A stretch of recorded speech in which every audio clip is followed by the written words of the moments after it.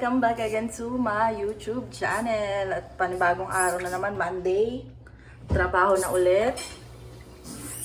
So, nagana lang ako ng water namin ni Marvin. Si Marvin, 1 PM yung school niya. So, sabay kami ngayong kakain, guys. Ay, may hubby. Ayan. Ayan. Adobo yung ulam namin. Ito pa yung luya. luya. Masarap kaya yung luya. Diba?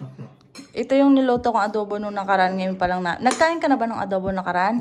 So, ngayon pa lang namin talaga makakain yung adobo. Kain, guys. Hindi. Pinagluto lang kita kasi sabi mo gusto mo ng adobo. Yeah. Tapos na tayong kumain, guys. Maghuhugas na tayo. At si Bebe ay aalis na din. Pasok na siya sa school. Ako mamaya, maya-maya, mga 1 hour pa. Mahigit. 2 hours pa pala. Aalis na rin ako. Oh, pak-pak. Kilay tayo ngayon.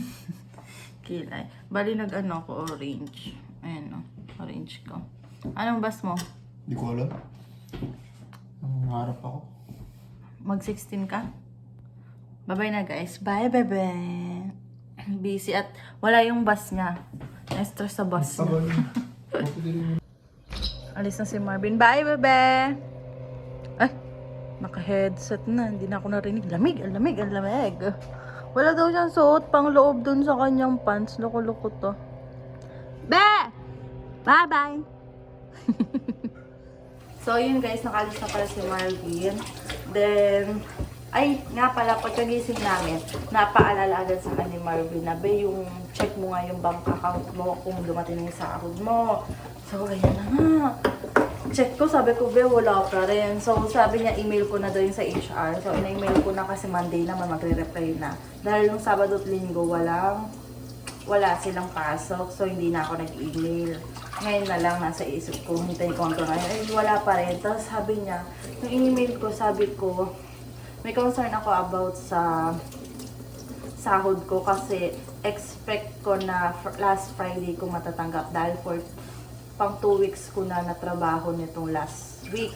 Sabi ko, kasi yung coworker ko, yung kasabayan ko din, nag-start, ay nakatanggap na. Tapos sabi niya, usually daw, yung first payment, i-mail daw.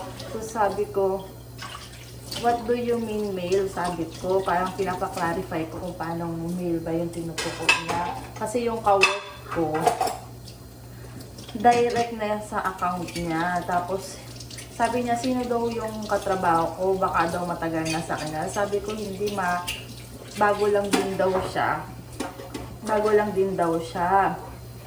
Then, sabi niya sa akin, tawagan ko daw yung customer service nila about dun sa concern ko. Eh di, yun, tinawagan ko, hindi sumasagot. In-email ko doon, nag-reply. Tapos sabi niya, kaya daw hindi ko nare-receive yung aking salary dahil by cheque daw. Tapos, okay. Tapos yun, parang sabi ko na doon sa HR na nakausap ko na yung customer service na email nga. Tapos sabi niya customer service na by cheque nga. Tapos nireply ko siya, okay. Sabi ko, saan ko ba nare-receive yung cheque, kung bahay ba or sa factory mismo. Sabi niya, doon daw kung saan ko isinign yung address ko. So, dito sa bahay. Tapos, sabi niya, if gusto ko daw na ayusin ko daw muna yung aking void check para yung salary ko last week, tapos yung sasahodin ko this week, sabay nang dadating ngayong Friday. Tapos sabi, okay, sabi ko, void check. Tapos, ni-message ko ulit yung sa HR. Sabi ko sa kanya, kung natanggap niya na ba yung void check ko. Kasi nakadalawang send na ako ng void check noon. Nung parang ilang araw pa lang ako, nung first day ko, nag-message siya nung first day ko, nag-send ako ng void check. Gawa ng hinihingi nga niya. Tapos, hindi na siya nag-reply. Siguro sobrang dami na nag-email. Di niya na napansin yung email ko. Tapos, parang 3 days or 4 days na ako. Sabi niya sa akin, nasa na daw yung void check ko kasi baka daw madali yung sahod ko. So, minessage ko si Marvin kung pwedeng pasend kasi nga naghihingalo na yung load ko. Paubos na talaga yung load ko, guys. Wala pang 1 month. Ang hili, kasi nag-e-edit ako lagi minsan. Kasi, siyempre, nagbabawi ako ng tulog. Tulog ko talaga, hindi pa rin ako. Hanggang ngayon, nag-aano pa rin ako ng tulog. Tapos, nakakapag-edit ako minsan pag nasa trabaho ako, kapag dadating ako sa trabaho. Minsan kasi ang tagal mag-download ng mga video ko, kaya tinutuloy ko minsan sa trabaho, kaya ang bilis maubos ng data ko talaga. Tapos ayun, ang hirap ko naman ng walang data, kailangan ko talaga yun. Lalo na kung may biyahe, may pupuntahan ako mga biyahe-biyahe, diba? So ayun, sinabi ko sa kanya, sabi niya sa akin, hindi pa daw niya natatanggap. Eh, nung nag-email si Marvin, ginamit yung email ko, sinend niya yung void check ko, sabi niya, already received na daw, thank you. Nag-reply siya, so in-expect ko okay na. So sabi niya, sorry daw, hindi pa daw niya natatanggap, kung pwede daw mag-open ako ng website nila, open ko yung account ko, kasi dun sa website nila gagawa kami ng account, doon namin makikita yung mga payslip namin, kung ano-ano, ganyan. So, pag-open ko, in-open ni Marvin agad, tapos nilagay niya yung void check ko. Tapos, minessage ko yung customer service, sabi ko, okay na yung na-send ko na yung void check ko. Tapos, may na-receive na rin ako na email na galing dun sa website na sinasabi na pino-confirm nila na magpapalit ako na hindi na check, diretso na sa bangko ko. Tapos, sabi nila, asikasuhin na daw nila yung aking information sa void check ko para daw sa sahod ko sa Friday, 2 na yung ma-receive ko. Sabi ko, nag-worry lang naman ako. Nag-worry lang naman ako kasi baka mamay magka-problema, ang dami ko pang asikasuhin. Siyempre, walang time. Charing, walang time. Busy mo, Crystal. Hindi, parang lang siguro, parang siyempre pag mga ganyang asikasuhin, medyo may mahasdal din, di ba? Pero hindi naman. Bilis lang pala. Tapos sabi sa kanya HR, wag daw ako mag-alala kasi 54 years na daw sila sa industry. Basta nagtatrabaho ko, babayaran daw nila ganyan-ganyan. Sabi ng gano'n. Sabi ko, thank you. Gusto ko lang kasi i-clarify. Pero okay na sa akin na yun. Sabi ko gano'n. Tapos sabi niya, yun, parang thank you din. Naayos na, ganyan. So, ayun. Okay na guys. Hintayin na lang natin yung sahod ko talaga. Kinabahan ako. Tapos guys, yung phone ni Marvin, padating na din siya. Kasi naka-receive na ako ng confirmation last night na on delivery na. Galing siyang Oakville yung phone. Tapos, alam niyo nung ino-offeran kami ng iPhone 14 Pro Max, ino-offer niya sa amin yung, ang tawag doon, ino-offer niya sa amin yung ibang kulay, parang yung dark green bo or dark violet, ganyan. Hindi kasi namin bet yung kulay. Tapos sabi niya, pag black daw kasi, pwedeng lagyan ng mga case, ganyan, na ibang kulay. Basta inaano niya yung ibang kulay. Siguro nasa isip ko that time nung sinasabi niya yun, ino-offer niya sa amin yung ibang kulay. Dahil yun yung mas madami, mas gusto nilang ma-sold out. Kaya siguro naka-promo din yung 14 Pro Max para maubos na rin ba. Kaya mas pinupush nila yung 14 Pro Max. Siguro, pampaubos na lang ng stocks nila. Kasi konti na lang yung available na kulay. 3 kulay na lang, guys. So sabi ko, black kasi talagang gusto namin. Tsaka dumating kami dito sa Canada, guys. Meron na kaming mga case ng 14 Pro Max, tsaka tempered glass. Kasi expect talaga namin na pagdating namin dito, kukuha kami ng phone. So nagpa-finance kami noon nung pagdating namin. Hindi pa naman as in pagdating, siguro mga 2 weeks na kami dito, nagpa-finance kami kasi wala pa naman akong trabaho. So, nagpa-finance kami, tapos nagba-budget kami ni Marvin kahit wala pa ako sa nagba-budget, nag-expect, halimbawa minimum lang sahod ko. Ang hirap kumuha ng ngayon kasi naghahabol kami ng tuition. Mas focus kami sa tuition kasi yung panahong yon malaki pa yung per month ng 14 Pro Max kasi siya pa yung latest na phone, di ba? Ano ba kung nasa 160 ganon per month. So, yung 160 na yun, napakadami namin mabibiling grocery. Sabi ko, sige, wag na muna. Kasi may XR pa naman ako, pwede pa naman ako mag-vlog. Hindi pa ako na-monetize nun ha. Ilang months pa bago ako na-monetize sa YouTube, guys. Pero, parang dumating kami dito, January, na-monetize agad ako. Nagulat ako, nag-boom bigla yung ko. Pero, hindi ko siya nakuha. Yung sahod ko, ilang buwan pa bago ko siya nakuha kasi ang dami pa pala nga asikasuhin no. Nagtanong-tanong pa ako, nag-search pa ako. Pero hindi naman kalakihan yung nasahod ko noon. Siguro mga basta share ko na lang next time kung magkano yung unang sahod ko sa YouTube channel. Tapos ayun nga, inano na namin ni Marvin na, ang hirap. Kasi balak namin, parehas sana kami. Ay hindi, siya lang pala yung kukuha ng phone. Pero may sobra kaming cases siya ka-tempered glass. Kasi if possible na kaya na namin, parehas kami kukuha. As ayun, sabi ko, hindi kaya talaga, be. Sabi ko, sabi din ni Marvin, okay lang. Sabi ni Marvin, oo nga, be, wag na muna kasi may phone pa naman ako nagagamit. Kontento na siya dun sa phone niya, guys. Kasi kakabigay lang yun ng kapatid niya. Parang pinaglumaan ng kapatid niya. Before kami umalis, bumili kasi si Paulo ng bagong phone. Tapos, binigay niya kay Marvin yung lumang phone niya. Pero, 1 year pa lang, magwa 1 year pa lang sa kanya yung phone. Sobrang bago pa rin naman. Kaya tuwan-tuwa na din si Marvin. Kasi, si Marvin dapat yung bibilhan ni Mama Aida ng phone. Ayaw lang ni Marvin kasi sabi niya okay pa daw yung phone niya. Pero yung phone niya, guys, 2017 pa yun ha. Nagpalit lang siya ng phone last year lang, 2022. Napakatagal na ng phone niya. Parang minsan naghahang na talaga siya pero pinipilit pa rin ni Marvin na gamitin. Okay pa daw yun, okay pala. So, nung binigay na sa kanya yung phone ng kapatid niya, doon lang siya nagpalit. Tapos nito nga, nung nag-vlog siya nung una gamit yung phone niya, habang tumatagal, lumabo na yung camera niya. Ay, hindi na siya nakapag-vlog. Tapos itong gamit niyang iPhone mini, 12 mini. Eh, kaso nasira yung phone ko. So, binigay niya sa akin itong iPhone 12 mini. Ako yung gumagamit. So, balik siya sa paggamit ng kanyang phone. At ngayon lang na ano namin. So, pinag-isipan naman po namin mabuti yung pagkuha ng phone na yan. Kasi, 1 year na po namin 1 year na namin pinaghahandaan yung phone na yan. Yung phone na yan ni Marvin, dahil nga last year pa yan, nung dumating kami nung December, yun kasi talaga yung balak namin kukuha kami ng phone. Kasi sabi nga nila, madali nang kumuha ng phone, mura daw, ganito, ganyan. So, nung inano namin, syempre, hindi naman kami dumating dito na talagang as in amin yung funds na dala namin, na malaki talaga yung funds namin. Ganyan ba? So, napapaisip din kami na ganyan-ganyan. Eh ngayon naman, wala na naman kaming tuition na iipunin, guys. Talagang kasi nun talagang as in ano talaga kami, wag tayong kuha niyan. Wala kayong mababawas sa iniipon natin, ganyan-ganyan kami. Ngayon naman, kahit pa paano okay. So, start na kaming nagbubukod na kami para dun sa utang namin kay Mama Aida at kay Tito.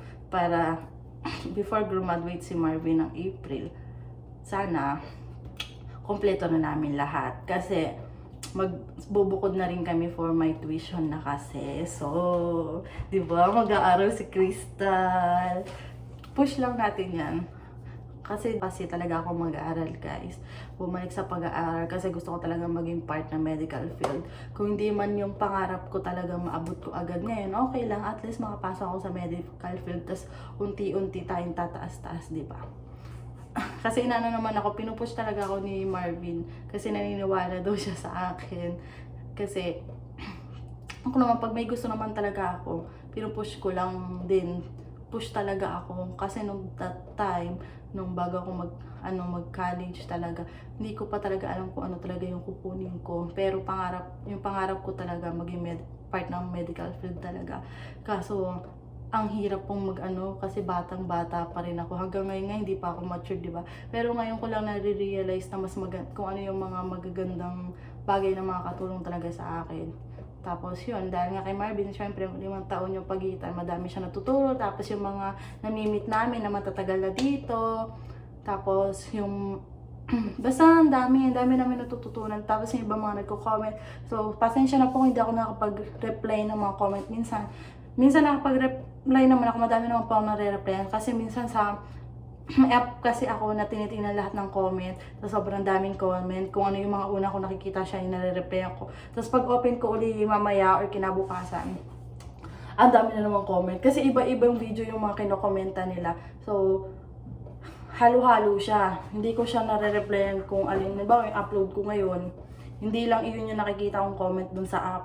Lahat ng mga videos kung, diba, 1 hour ago, 2 hours ago dito, sabi ko, isa-isa natin comment. Kaya minsan di ako nakapag-reply dun sa iba. Pero nababasa ko naman po siya. Pag hindi ako nakabasa si Marvin, nagtitingin siya ng comment at sasabihin niya sa akin, Be, may comment siya, ate ganito, ganyan, ganyan, sabi. Tapos ganito pala dapat be, ganyan. Kasi may mga advice din kaming nakukuha sa mga comment lang guys. Kaya sobrang laking tulong din sa amin. Thank you po talaga. So, ayun. Hindi naman sa ano, kasi ayaw po talaga namin ng utang. So, kaso nung that time na nandun na kami sa ano, may ino-offer silang promo sa load. Yung promo nila ay 60 gig, 48 per month lang siya. Yung akin kasing binabayaran, 20 lang. 20 lang siya per month. Tapos nasa 34 per month. Tapos yung bagong dating na na-meet namin, yung nakuha nilang load is nasa 45 per month. Tapos 30 GB. So, ang laki ng kapag kakaiba, diba? 60 tas 48 lang. Tapos yung mga bagong dating ang nakuha nila, 45 per month. Tas 30 lang. So, may 30 gig na diferensya, diba? Kaya sabi ko, be, sabi ko, ang laki be. Baka sobra-sobra na sa akin kahit mayat-maya na ako mag-edit. Kasi yung ginagamit ko, kailangan nyo sa mag-edit, tapos magda-download. I-upload ko pa yung video ko pag nasa labas ako. Diba? So, malaki yung hatak talaga. 20 lang yun. Nakailang beses na ata ako. Nakailang beses na nung... Kailan ba yun? Limutan ko, tawanan kami ni Ate Eliza nun kasi si Ate Eliza bago pa lang dito sa Canada nung May siya dumating. Tawanan kami kasi parehas kami walang internet dahil naubos nga. Wala pang 1 month. Kasi nga upload ako ng upload nga, diba? Pag nasa biyahe, doon ako nag-upload o kaya nasa trabaho or kaya naka-break, na-upload ko yung mga video ko, ganyan. Sabi ko, kaya nag-ano ako kay Marvin na kailangan ko ng mas mataas na load. Siya, okay na siya yung sa load niya na 20 gig per month kasi hindi naman siya masyadong maano sa internet. Ako kasi madami akong ino-open. May Facebook page, may TikTok, tapos mayroong YouTube, tapos may Facebook pa. Si Marvin naman YouTube at Facebook lang naman siya. Ayun. Tapos syempre, nagtatawag ako kay mama. Minsan kasi pag uuwi ako ditong 11, mas gusto ko nilang matulog. So, minsan pag nasa biyahe ako, tatawag ako kay mama sa Pilipinas, ganyan. Diba? Kapag may mga importante kasi mga kakilala kami biglang tatawag, nasa labas ako. Laki din kasi ng ano ng data, diba?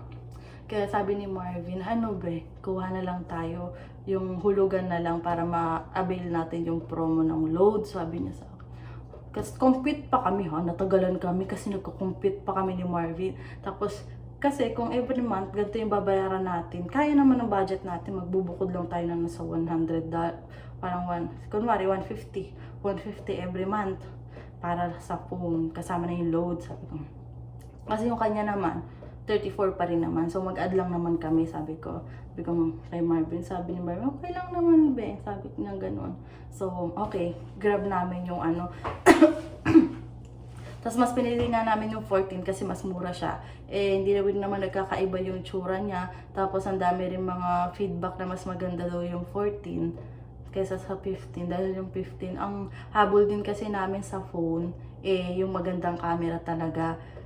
Pang-vlog kasi ni Marvin. Tapos sabi nga niya, pang-vlog, minsan gagamitin mo dito, sabi niya gano'n. Kaya yun, yung 14 Pro Max yung ano namin. Buti na lang kasi meron pa. Kasi yung ibang store na pinagtanong namin, hindi na sila nagbebenta ng 14 Pro Max. Sabi ko, ganun pala yun, Beno. Hindi na sila magbebenta ng luma para ang mas mabenta itong mga bago. Buti yung Fido meron pa kaya Grab. Ay sa Fido kami kumuha dahil yun kasi yung aming ano ginagamit. Di naman kami freedom or ano, pag doon pa kami pumunta, papalit pa kami, di ba? Kasi kaso pa. Tapos yun nga sa Best Buy, nung pumunta kami sa Best Buy, walang nag-a-assist, sobrang daming tao. Sabi ko, wala na akong time, bebe. Ito na lang yung time ko kasi may trabaho ako, tapos may mga ibang asikasuhin pa ako next ano. Sabi niya, okay, sige, ngayon na tayo. So naghanap talaga kami ni Marvin nun. Medyo gabi na rin kami nakauwi. Sobrang, ay grabe talaga. Siksikan nga kami sa ano sa bus siksikan na sa bus, tsaka sa train. Grabe, sobrang daming tao talaga. Tapos sa kagabi, Scarborough Town, ang daming tao. Yung Bellamy 9 na sinasakyan ko, hindi ako nakasakay dahil punong-puno. So yun na, inintay ko na si Marvin kasi malapit na rin siya. Sa 16 guys, Diyos ko. Sumiksik kami na sumiksik. Talaga nandun na kami sa may tabi ng pinto, as in punong-puno. Nagagalit pa yung nasa likod namin kasi gusto pa niyang sumiksik. Hindi na nga kaya, Diyos ko dahil nagiging Spider-Man si Marvin dun kung saan humahawak. Kasi walang ano, talagang sobrang sikip, sabi ko. Sabi ko, parang first time ko ma-experience dito yung as in, talagang, ay naku, hindi ka na talaga makagalaw guys, as in. Naiipit na nga yung hita ko dun sa may upuan eh. Sabi ko, bebe, alam niyo, nakahawak ko kay Marvin, dun sa belt, sa lagay ng belt niya sa pantalon. Doon ako nakahawak yung parang lusutan. Nakahawak ako doon, nakaganyan yung kamay, yung dalawa kong daliri. Kasi yung kamay ko hindi ko maitaas na yung isa. Dahil sobrang dikit na talaga lahat. Sabi ko, ang hirap. Tapos, yung parang, pag pepreno, biglang sabi, gagano na kami ni Marvin kasi nga, ang hirap talaga. So, ayun. Yun lang naman masashare ko ngayon. Tapos may nag-comment si Kuya, unboxing daw namin yung phone ni Marvin. Paano kaya? Kasi pupunta kami dun sa so baka dun na mag-unboxing, bibidyo ko na lang si Marvin. Tapos, mag-thank you na rin tayo dun sa nag-assist sa amin, si Douglas. Douglas, no? Doon. Pero hintay na lang namin yung tawag kapag dumating na. Kasi malapit lang naman, di ba? Bill. Kasi sabi 2 to 5 days. So, sana tumawag Thursday na para Friday namin makuha. Dahil hindi available si Marvin ng Tuesday, Wednesday, Thursday. Dahil nga pang umaga yung pasok ko niya. Kaya ako umaga lang ako available. Ako dapat ang kukuha. Tapos kailangan niya akong samahan dahil kailangan naming kalakutin kung ano yung mga kakalakutin. Tapos may iba pa kaming itatanong kasi may na-receive ko na yung agreement, yung mga agreement ng FIDO. May mga ibang itatanong kami. Parang kukonfirm lang namin yung mga ibang bagay na nakalagay dun, guys. So, yan lang guys sa video na to. An-update ko lang kayo dun sa sahod ko. Hindi na ako mag-aalala. Kaya sabi ni Marvin, be, paano yan? Hindi ka pa sumasahod. Oo nga eh. Pero hindi naman sabi pa kanina, nag-compute kami ni Marvin. So, lahat ng total ng kinikita ko, lahat ng kinikita niya total. So, may matatabi kami. Malaki yung matatabi namin every month kung magpo-focus kami dun sa budget namin every month. Nadagdagan lang kami ng konti dahil sa phone, guys. Tapos, sabi ni Marvin, be, laki na din para, no? Okay na din, no? Nung natin, kasi pinagsasama namin yung total ng aming kinikita every month. Tapos yung expenses sama-sama, binabawas namin. So malaki din yung natatabi namin every month kung magpo-focus kami sa budget namin, guys. Tapos sabi ni Marvin, part-time pa lang yan ha, partida ha. Kasi naka-part-time pa lang siya. Sabi niya sa akin, paano pa kaya pag nag-full-time na ako, di mas malaki na yung mabubukod natin, sabi niya ganun. Oo nga be, no? Konting tiis na lang kasi April, makapag full-time na si Marvin. Kaya sabi, tiis-tiis na lang tayo muna, ganyan. Makaluwag-luwag na rin kayo. Tapos, yun nga gusto nga niya kasi if ever nga siya, baka yung malayo talaga yung makuha niyang trabaho pag nakuha siya ng sa construction or sa electrical. Kasi yun muna yung goal niya, dalawa. Dahil yung construction worker, ito yung in demand ngayon dito sa Canada, napanood namin sa balita. Yun ang mas inaano ngayon dahil nga kailangan nila ng mga bahay. So kailangan nila mga tao dahil nga yung problema dito, 'di ba, yung mga bahay, wala na matirhan yung mga tao dito, tapos nagmamahalan po yung So, yun yung focus ni Marvin, siya pagiging electrical, kung ano mauna sa kanila. Tapos kasi possible na kailangan talaga niya ng sasakyan, kukuha kami ng sasakyan. Basta may full time siya, kasi hindi kakaya ng basta ako lang. May ipon kami, pero hindi na ganun kalaki. Dahil magbabayad ko na may insurance, di ba? Tapos may mga maintenance pa. Kahit sabihin mo may gasolina, magkano din naman kahit papaano, di ba? Kaya dapat madami din i-consider dahil lagi kaming nakatuto kasi sa budget namin every month para hindi kami sosobra ng bonggang-bongga. Kasi kapag walang naipon tayo, ay kawawa tayo. Yun. Pero di ba nga nung una nga, na-cash naman kasi namin yung laptop. Ayun nga, kakash din, naka-ready na naman po yung pambayad namin talaga dun sa phone. Kasi hinihintay lang talaga namin yung Black Friday ni Marvin para may bagsak presyo talaga ng mga phone. Tapos biglang pinaliwanag niya sa akin kasi pwede nang kumuha kami ng phone lang, tapos yun pa rin yung load ko, sabi niya ganun. Tapos sabi ko, okay, yun lang. Phone lang yung kukunin kasi namin, pero babayaran namin ng cash. Yung parang ganun sabi ko. Tapos sabi niya, may promo daw sila ng load. Baka gusto daw 60 GB kasi ngayon lang daw nila yung promo sa Boxing Day. Black Friday. Sabi, ayun, pinag-usapan namin ni Marvin. So, pumayag naman siya. Kaya go kami, di ba? Ayun. Tapos sabi ko kay Marvin, if ever matapos na yung hulugan na yan, never na tayo ulit kukuha ng hulugan na phone. Ngayon lang talaga kasi kailangan ko yung load. Tapos kay Marvin yung phone. Yun lang guys. So, okay na. Hindi ba mabigat na isipin yung kinuha namin phone kasi naka-budget naman talaga siya. So, kung may bambayad kami ng pang fully paid, nakabukod siya. Yung pa rin yung pangbabayad namin every month. Nadagdagan nga lang siya ng konti. Pero at least, di ba, hindi yung parang biglaan talaga na bigla ka na lang kukuha na wala kang budget. Yun ang masama. Dahil ikaw ang mahihirapan talaga. Yung kami naman, may budget naman talaga kami. Nag-offer lang kasi ng magandang offer dun sa load. Kaya ni-grab namin. So, ayun lang guys. Magpapaalam na ako dahil kailangan ko na mag-asikaso at aalis na rin tayo mamaya. Bye-bye! Don't forget to like and subscribe to my YouTube channel. Puro laway. Oh my God. So, bye-bye na.